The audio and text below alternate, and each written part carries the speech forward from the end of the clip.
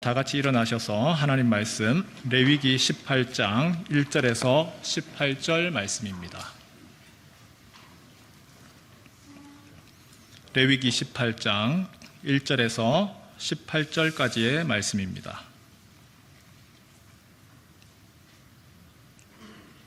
제가 가진 성경 구약 173면에 있습니다. 여호와께서 모세에게 말씀하여 이르시되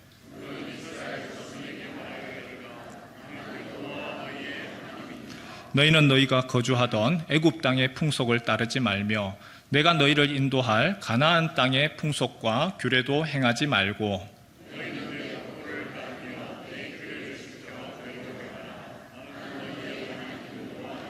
너희는 내 규례와 법도를 지키라. 사람이 이를 행하면 그로 말미암아 살리라. 나는 여호와이니라.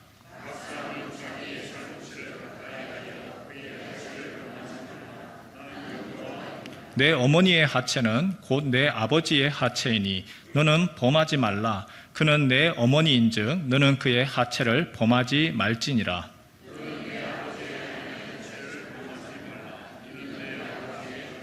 너는 내 자매 곧 내 아버지의 딸이나 내 어머니의 딸이나 집에서나 다른 곳에서 출생하였음을 막론하고 그들의 하체를 범하지 말지니라.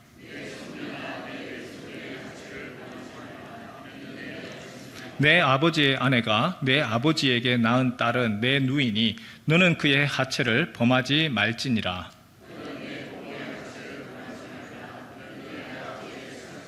너는 내 이모의 하체를 범하지 말라. 그는 내 어머니의 살부친이라.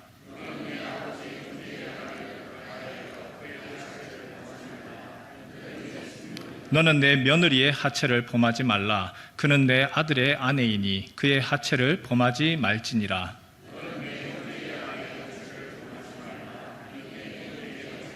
너는 여인과 그 여인의 딸의 하체를 아울러 범하지 말며 또 그 여인의 손녀나 외손녀를 아울러 데려다가 그의 하체를 범하지 말라. 그들은 그의 살부치이니 이는 악행이니라.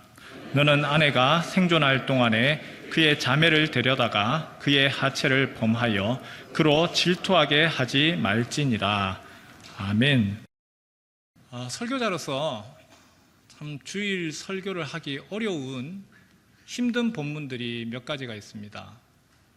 첫 번째가 무엇이냐면 예수님의 성품을 설교하는 것이 생각보다 어렵습니다. 용서하십시오. 사랑하십시오. 겸손하십시오. 그런데 저는 그렇게 못하는데 내 양심에 설교를 함에 있어서 설교하기 전에 저부터가 먼저 찔리거든요. 그래서 참 그런 설교하는 것이 굉장히 어렵습니다. 두 번째 또 어려운 설교가 있습니다. 헌금 설교입니다. 사람들이 가장 민감해하는 주제가 돈에 대한 부분이잖아요. 그러다 보니까 이 돈 설교하는 거, 헌금 설교하는 게 쉽지가 않지요. 코로나 때에 교회는 주일 예배 함께 모이는 이것이 교회의 의미이고 가치이고 그리고 정말 주님이 명령하신 건데 함께 모이자라고 하니까 비판의 소리가 많았습니다. 교회가 헌금 거두려고 하는 거 아니냐, 돈 때문에 하는 것 아니냐, 그런 참 많은 이야기들과 비난으로 또 쉽지 않은 것이 사실입니다. 세 번째 어려운 설교가 뭐냐면 바로 성에 대한 부분입니다. 아시아 문화권에서 이 성이라고 하는 것을 언급하는 것은 특히나 공개적으로 얘기하는 건 참 해괴망측한 일이다, 민망한 일인 것이죠. 그래서 이 얘기하는 것이 쉽지 않습니다. 오늘 레위기 18장 우리가 1절에서 18절 말씀을 읽었습니다. 뭔 이런 이야기를 성경이 얘기를 했고 이 얘기를 들어야 되는가? 계속해서 반복되는 거, 내 살부치다, 어머니, 그리고 어머니 아버지의 또 다른 여자, 숙모, 이모, 고모, 그리고 함께 너의 아내와 그리고 장모 되지요. 함께 너 범하지 말라. 이런 이야기들을 자체를 설교한다는 것이 참 민망스럽죠. 그래서 이거를 그냥 스킵하고 넘어갈까? 그냥 18장 그거 안 한다고 해서 어떻게 전체 흐름이 깨지는 것도 아니고 그렇게 생각을 했습니다. 그리고 사실 그러고 싶습니다. 그런데요, 여러분, 우리가 성경이 하나님의 말씀이라고 한다면 1.1핵도 하나님의 말씀이 변함이 없고 영원한 말씀이라고 한다면 여러분, 우리가 취사 선택하는 거 아니죠. 성경을 우리는 하나님의 말씀 아래에서 우리는 순종하고 복종해야지, 자칫 잘못하면 우리가 말씀 위에서 내가 원하는 것은 내가 취사 선택하고 내가 듣기 싫은 것은 버리고, 이것은 하나님을 섬기는 것도 아니고 그리고 주님의 말씀을 따르는 것이 아니죠. 하나님이 그렇게 기록하셨을 때에는 그럴 이유가 있는 것이고, 그 말씀 앞에서 우리는 듣고 아멘으로 하고 내 모습을 돌아봐야 되겠죠. 오늘 성관계에 대한 규례라고 하는 제목입니다. 제목부터가 상당히 조금 말하기 어렵습니다. 그런데 여러분, 이것이 우리의 관습이고 우리의 생각이라는 것 아십니까? 여러분, 성에 대한 아시아 문화권의 문제이고 우리의 문화권에서 민망하고 말하는 것을 주체하는 것이지, 과연 성경이, 하나님은 여기에 대해서 뭐라고 이야기하실까요? 리차드 포스터라고 하는 영성학자입니다. 세계적으로 유명하죠. 이 영성학자가 돈, 섹스, 권력이라고 하는 책을 지었는데 베스트셀러입니다. 아주 유명한 책입니다. 6장 제목이, 소제목이 영성과 성입니다. 성이 단순한 부부 관계의 문제, 즐거움과 쾌락의 문제가 아니라 영성과 관련되어 있다는 거예요. 같이 한번 읽어볼까요? 시작. 기독교 역사상 참으로 비극적인 현상 가운데 하나는 성과 영성이 나뉘어진 것이다. 이 점은 성경이 인간의 성에 관하여 그토록이나 커다란 축복으로 보고 있기에 더욱 비극적인 현상이다. 성경이 이야기하는 성에 대한 개념과 관념과 오늘 우리가 가지고 있는 관념이 다르다는 거예요. 하나님은 성에 대해서 어떻게 바라보시느냐? 커다란 축복이라. 하나님이 인간의 성, 단순하게 생식기관, 그리고 또한 서로 간에 성교를 위한 것으로만 주신 것이 아니고 남성과 여성이라. 그것은 굉장히 큰 개념이라는 거예요. 하나님이 남자를 창조하시고 여자를 창조하시고 각기 다릅니다. 그리고 각기 다름을 통하여서 서로를 보완하고, 이것은 그냥 단순 성의 문제가 아니라 더 큰 개념으로서 하나님이 주신 커다란 축복이고 하나님의 선물이라는 거예요. 그래서 리차드 포스트가 창세기 2장 25절을 이렇게 이야기했습니다. 아담과 그의 아내 두 사람이 벌거벗었으나 부끄러워하지 아니하니라. 부끄러워하지 않더라. 타락 이전에 하나님이 만들어 놓으신 완전한 세상, 그 창조 에덴 동산에서도 에로티시즘이라는 것이 있었다는 거예요. 여러분, 에로티시즘이라고 하는 용어, 바로 성적인 욕구를 이야기를 합니다. 사랑, 욕망. 지금은 이 에로티시즘이라고 하는 단어가 에로스, 다른 곳에서, 이상한 곳에서 자꾸만 쓰여서 그런 단어를 쓰는 것을 민망해하지만 이 단어 자체가 잘못된 것이 아니고, 리차드 포스트가 오늘 이것을 창세기 2장 25절을 해석을 하면서 하나님은 이미 인간의 타락 이전부터 시작하여서 그러한 인간의 성적인 욕구에 대하여 그것이 잘못된 것이 아니다, 자연스러운 것이고 부끄러워하지 않았다. 문제는 죄로 인하여서 타락해서 왜곡되었다는 것이죠. 성에 대해서 왜곡되었고, 그리고 그것을 우리는 받아들여서 그러다 보니까 해괴망측하다, 민망하다라고 생각하는 것이죠. 사람이 살아가면서 배가 고플 때 식욕이 있고, 잠을 잘 때에 또한 수면욕이 있습니다. 인간의 정욕이라고 하는 것, 그 또한 삶의 에너지이고, 또한 그것이 없으면 힘이 나지 않지요. 그런데 오늘 말씀이, 그래서 레위기서가는 무슨 이야기를 하느냐? 잘못되었고 타락하여서 왜곡되어 있는, 잘못되어 있는 성에 대한 개념들, 그것을 너희 성적인 욕구에 대해서 경계하고 교정하라는 겁니다. 하나님의 백성으로서 하나님이 알려주시죠. 주변 사람들 다른 것 보고 그것 쫓아가지 말고 하나님이 원하시는 것이 무엇인지, 바로 거기까지, 가장 은밀한 영역까지 주님이 원하시는 뜻을 알고 쫓아가라는 겁니다. 그래서 오늘 읽은 18장 3절과 4절 대전제가 나옵니다. 그 대전제 같이 한번 따라 해볼까요? 이 세대를 본받지 말라. 우리 같이 함께 3절과 4절 함께 읽겠습니다. 시작.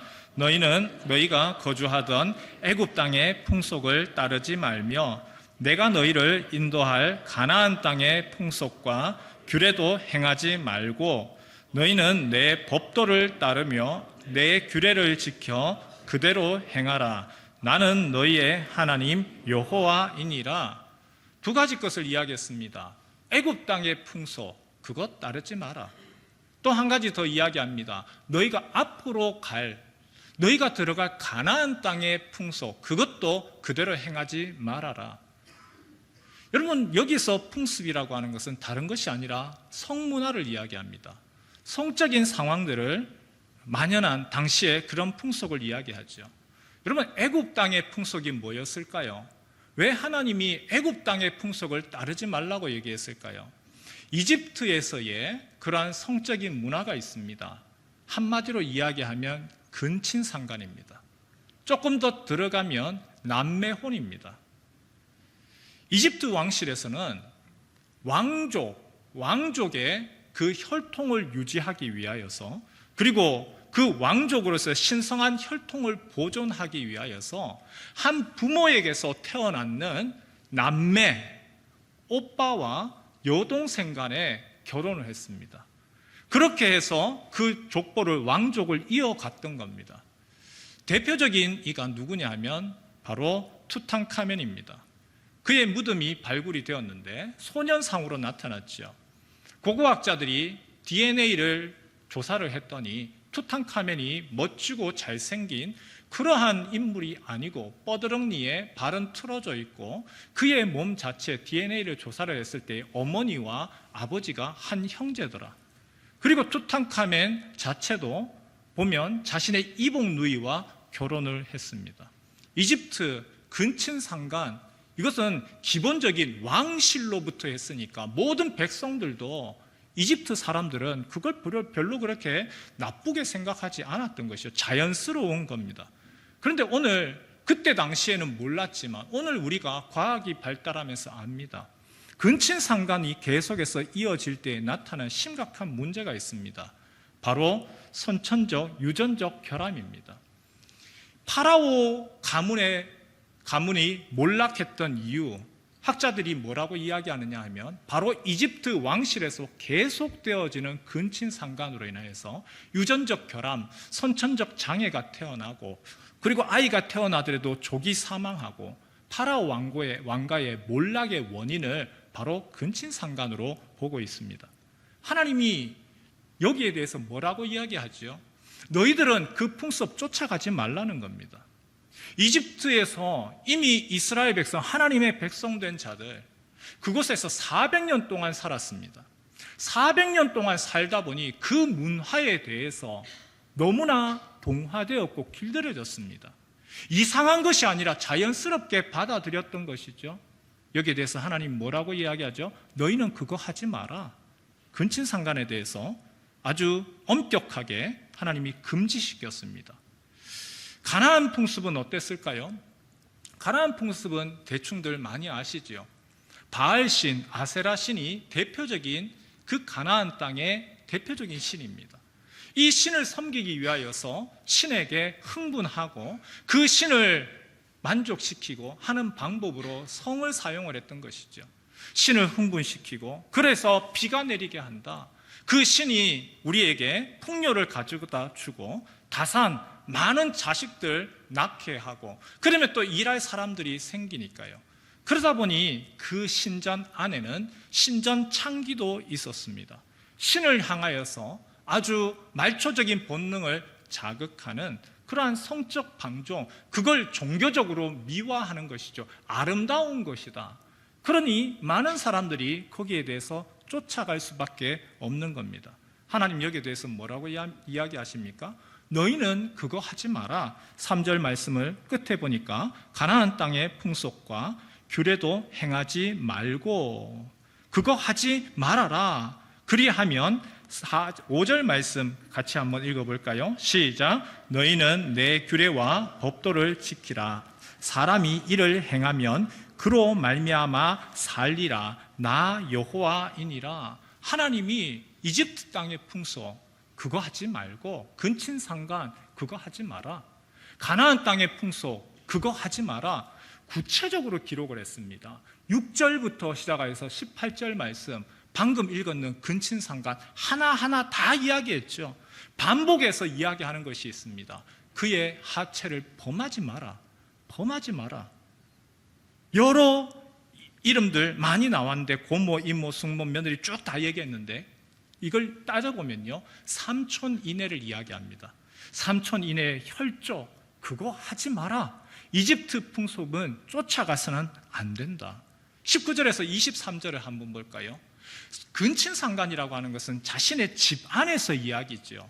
가정에서의 이야기입니다. 그런데 이게 그냥 가정에서의 일로 끝나지 아니하고 이것이 넘쳐나갑니다. 19절에서 23절 사회로 나갑니다. 종교적인 영역까지로 나갑니다. 확장되어져 가는데 얼마나 하나님 적나라하게 하나하나 찝어서 이야기합니다. 19절 한번 볼까요? 19절에 너는 여인이 월경으로 불결한 동안에 그에게 가까이 하여 그의 하체를 범하지 말지니라.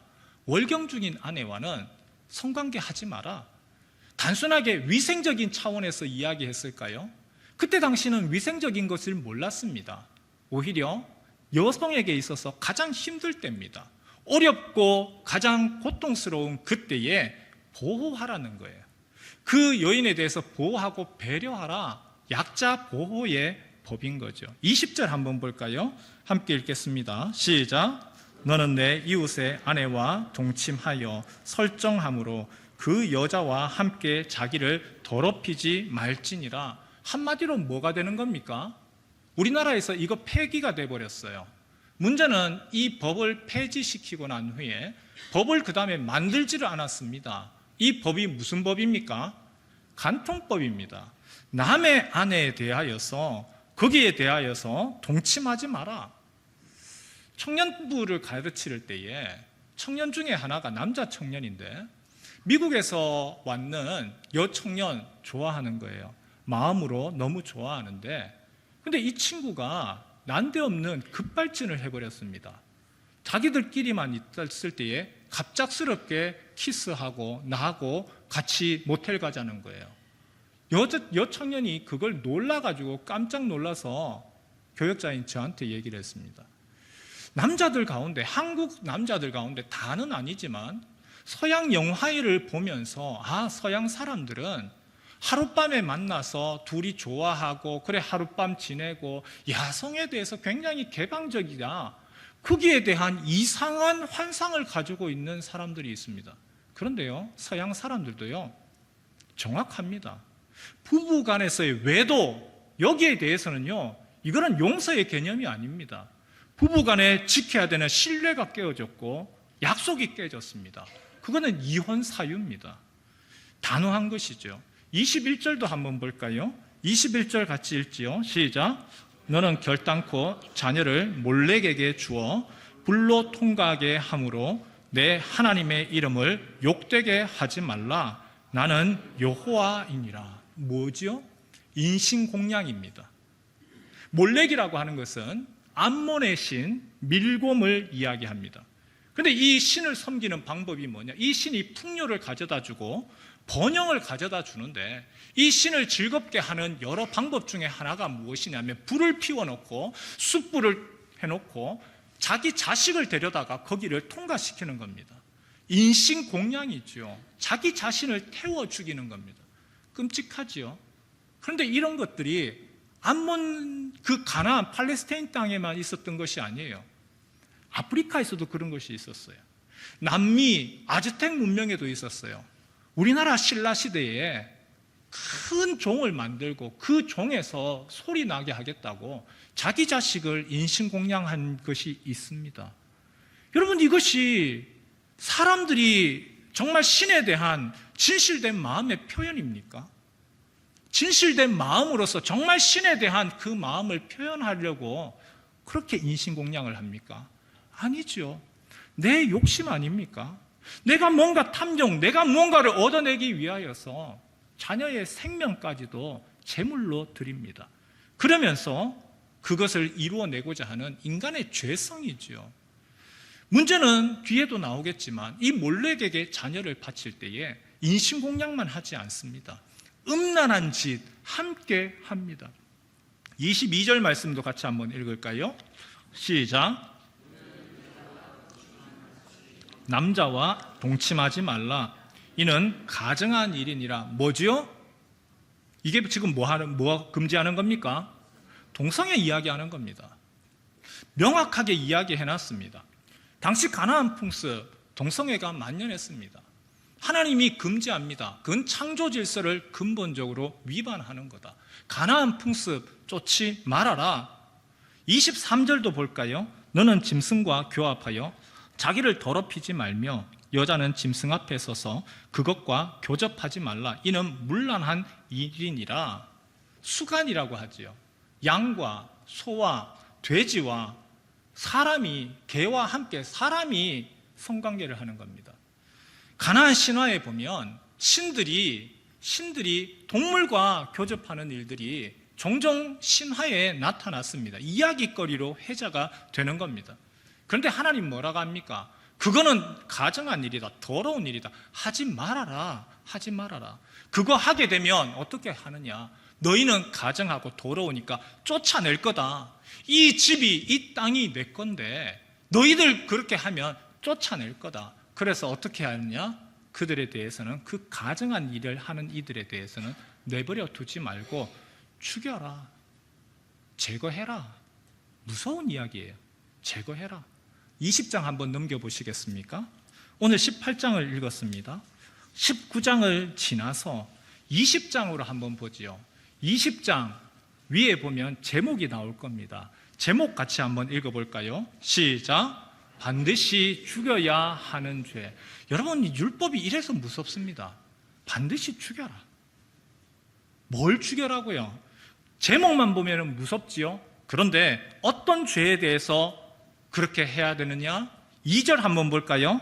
2절 말씀입니다. 시작. 너는 이스라엘 자손에게 또 이르라. 그가 이스라엘 자손이든지 이스라엘에 거류하는 거류민이든지 그의 자식을 몰렉에게 주면 반드시 죽이되 그 지방 사람이 돌로 칠 것이요. 몰렉에게 주지 마라.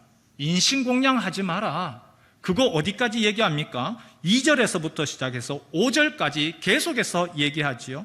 5절에 보니까 내가 그 사람과 그의 권속에게 진노하여, 권속 가족입니다. 그와 그를 본받아 몰렉을 음란하게 섬기는 모든 사람을 그들의 백성 중에서 끊으리라. 음란한 짓 하는, 몰렉에게 제사하는 방식 중에 하나가 인신공양만 있는 것이 아니라 또다시 음란한 짓이 있습니다. 6절 한번 볼까요?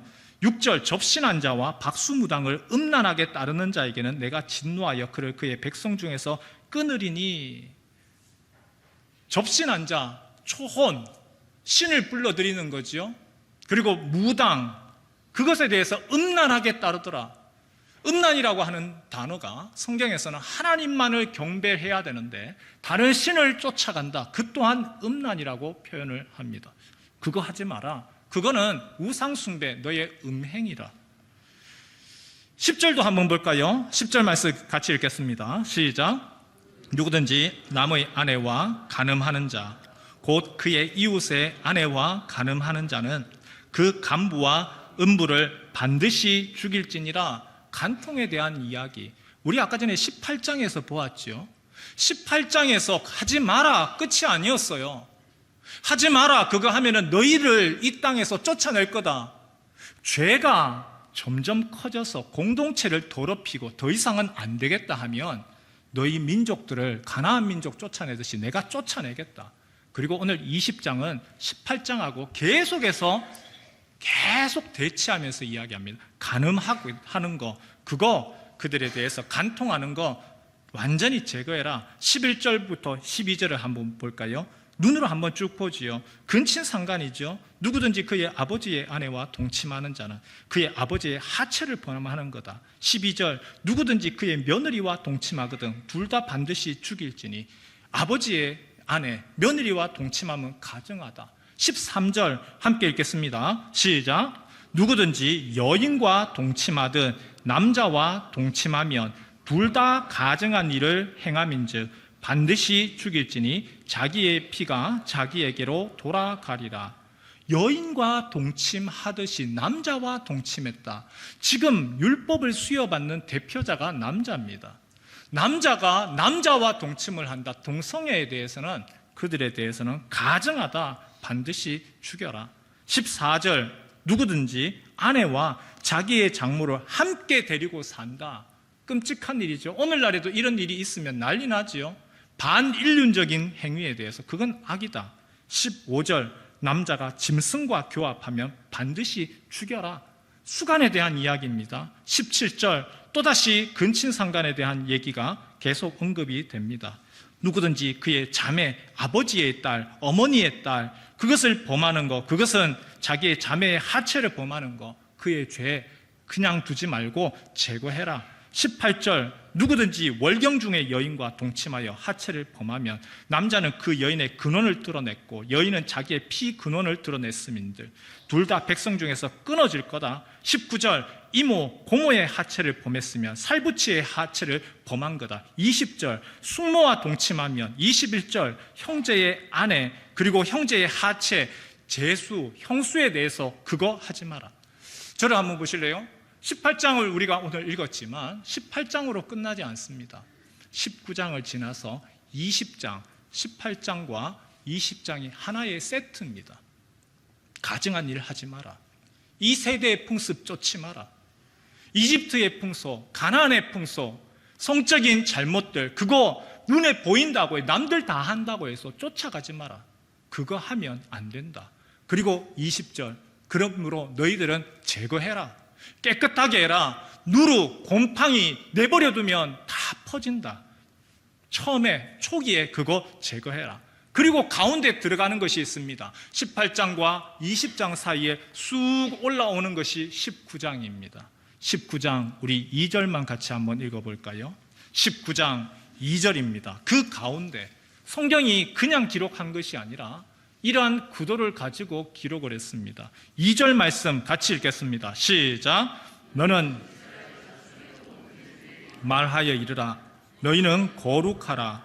이는 나 여호와 너희 하나님이 거룩함이니라.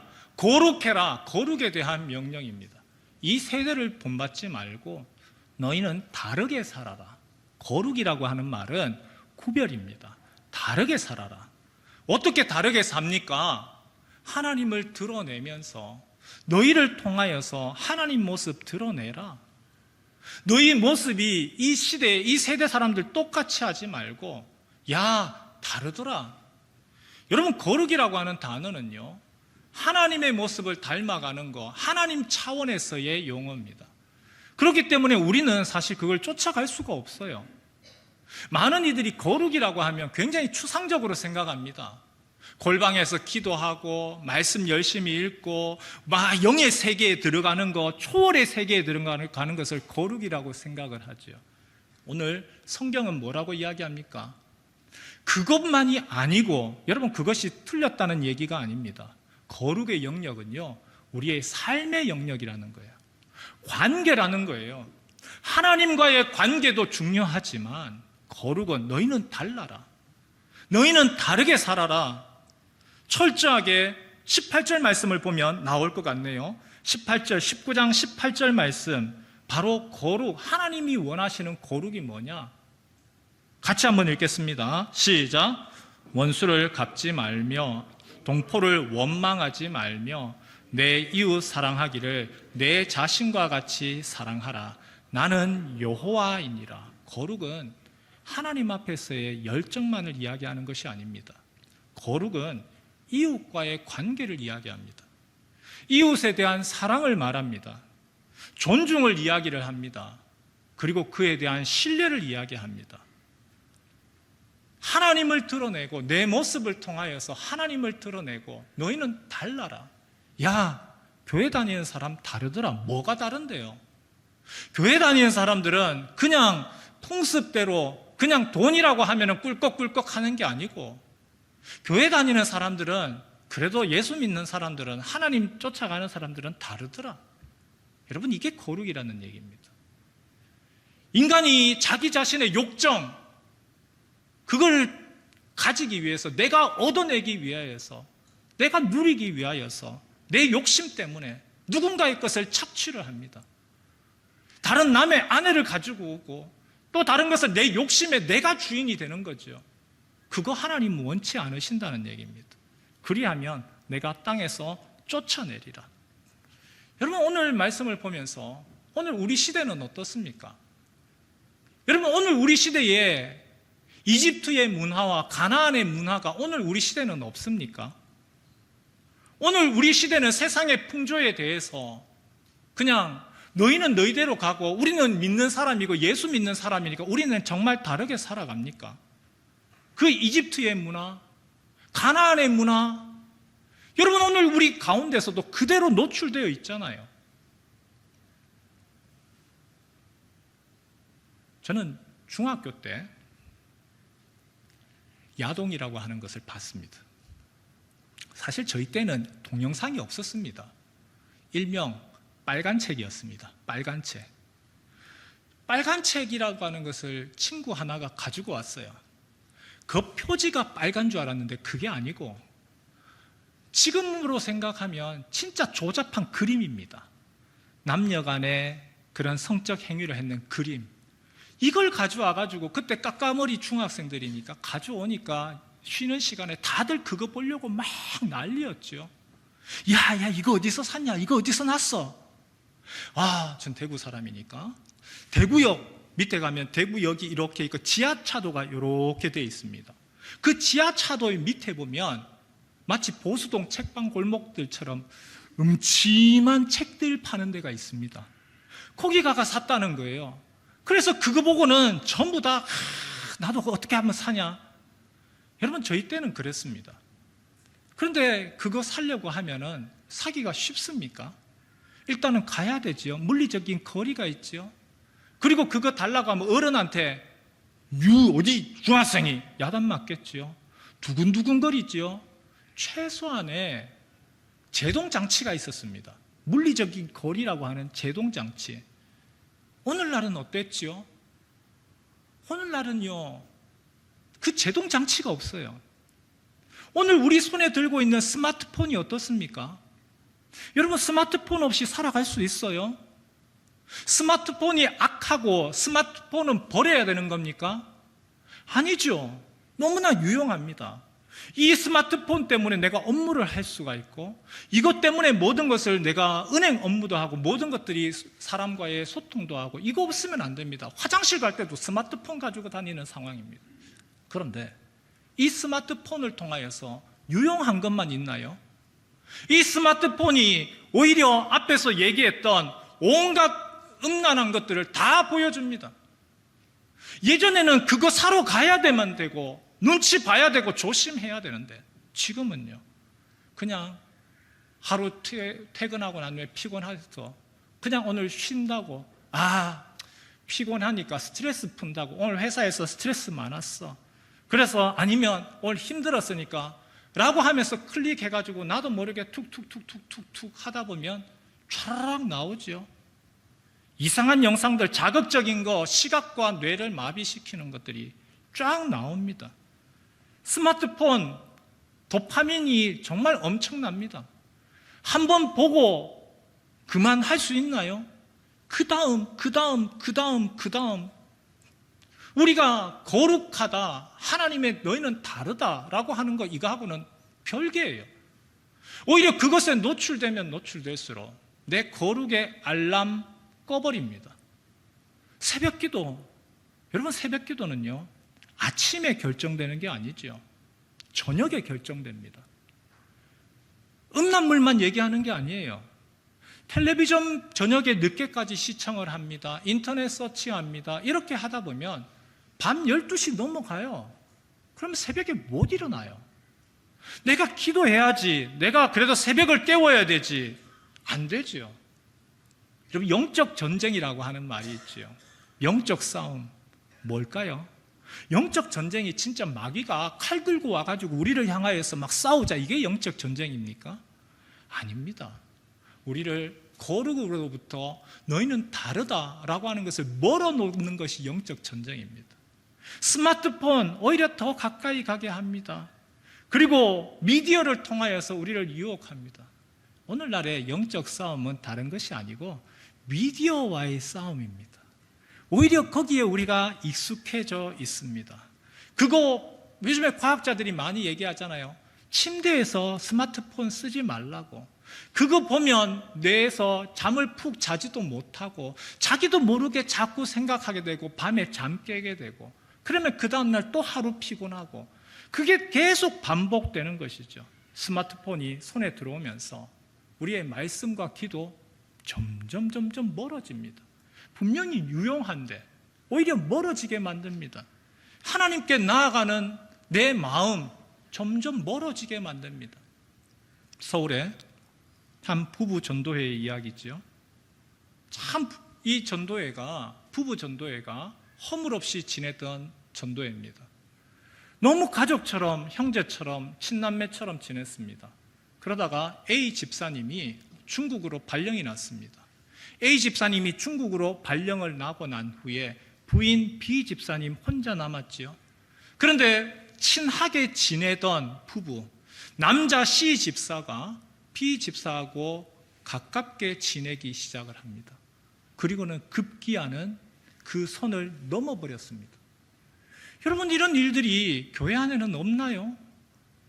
자꾸 눈으로 보고 내가 거기에 익숙해지면 나도 모르게 경계선이 무너집니다. 예수 안에 한 형제 자매라면서요. 예수 안에서 한 가족이라면서요. 한 가족들끼리 뭐 하는 거지요? 교회 안에서의, 그래서 바울이 얘기하는 것이 있죠. 누룩을 제거해라는 거예요. 너희들 누룩 제거해라. 곰팡이 제거해라. 곰팡이 제거해라. 먼저 바울이 얘기했는 거 한번 볼까요? 6절, 7절 우리 고린도전서 말씀부터 먼저 한번 볼까요? 바울이요, 버젓이 죄인 줄 알면서도 내버려 뒀는 거, 근친상간, 고린도 교회에도 있었습니다. 말로만 교인들 안에서인지는 모르지만 그 근친상간에 대해서 내버려 둔 거 바울이 엄하게 경계합니다. 함께 읽겠습니다. 6절 7절 시작. 너희가 자랑하는 것이 옳지 않도다. 퍼지는 것을 알지 못하느냐. 너희는 누룩 없는 자인데 새 덩어리가 되기 위하여 묵은 누룩을 내버리라. 우리의 유월절 양 곧 그리스도께서 희생되셨느니라. 예수님이 너희를 위하여서 죽으시면서 정결하게 했는데 너희 아직도 묵은 누룩, 곰팡이죠. 내버려두면 퍼지는데 왜 그것을 사랑이라고 하는 미명 안에서 처리하지 않느냐. 제거해라.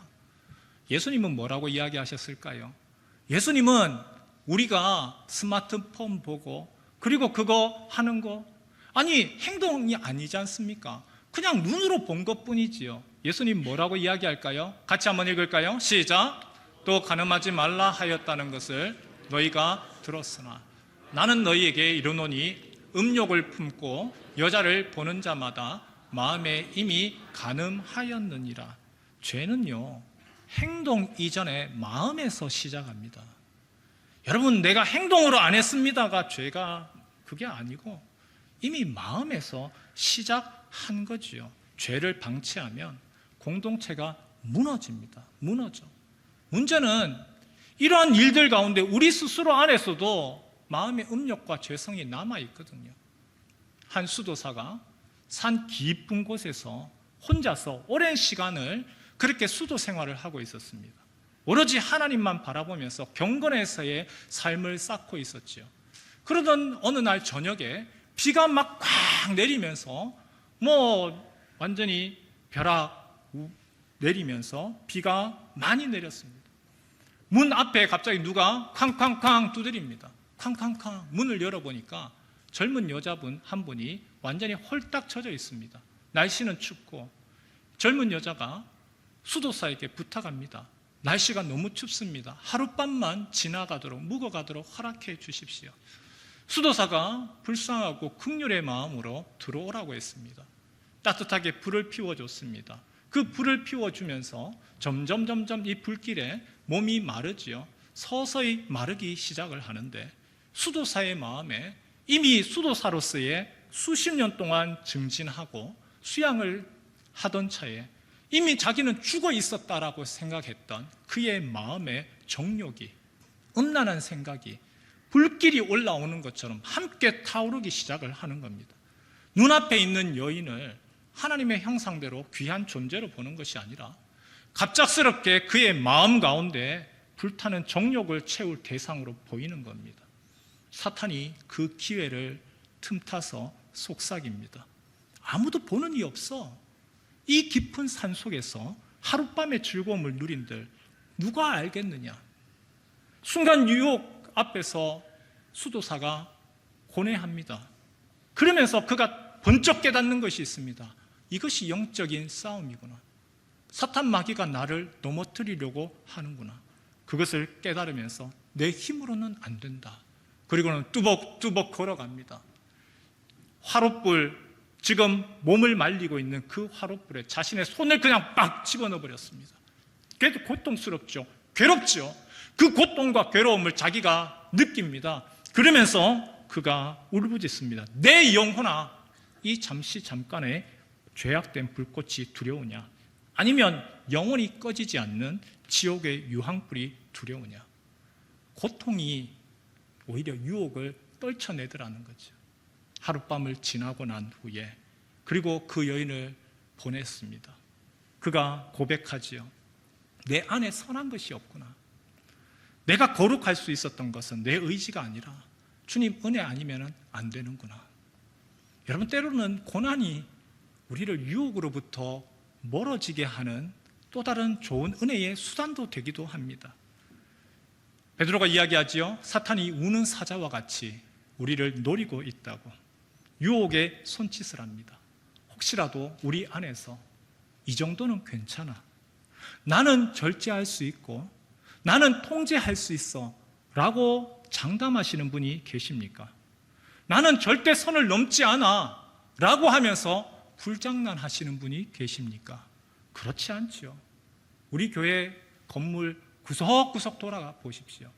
모든 곳마다 문마다 다 뚜껑 다 열려 있습니다.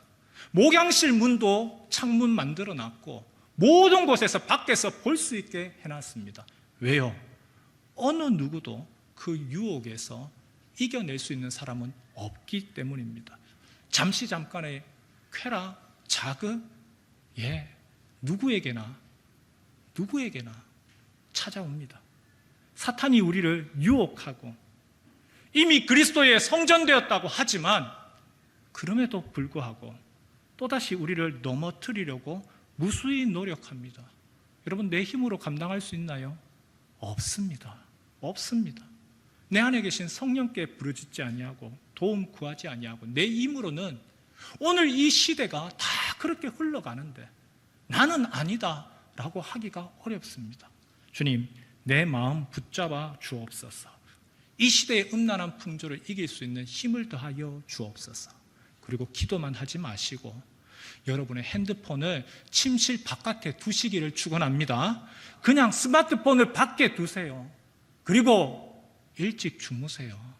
일찍 주무시고 힘들어도 새벽에 일어나서 하나님 앞에 엎드리세요. 희한하게 밤 시간이라고 하는 것이 인간의 육신을, 마음을 흔들어 놓습니다. 햇볕이 밝으면 언제 그러냐 싶은데 밤중에는 자꾸만 우리를 흔들어 놓는 그러한 유혹이 있습니다. 그리스도의 보혈로 우리의 더러운 죄의 유혹을 벗어버리고 성령님, 내가 주님 쫓아가기를 원합니다. 주님, 이 스마트폰은 낮에 내가 일하고 업무하고 공부할 때에 사용되는 유용한 도구 되게 하옵소서. 그리고 저녁에는 충분히 쉬게 해 주십시오. 그리고 내가 주님 앞으로 더욱더 달려갈 수 있도록 주님, 나를 붙들어 주옵소서. 그런 하나님의 자녀 되시길 주님의 이름으로 축원합니다.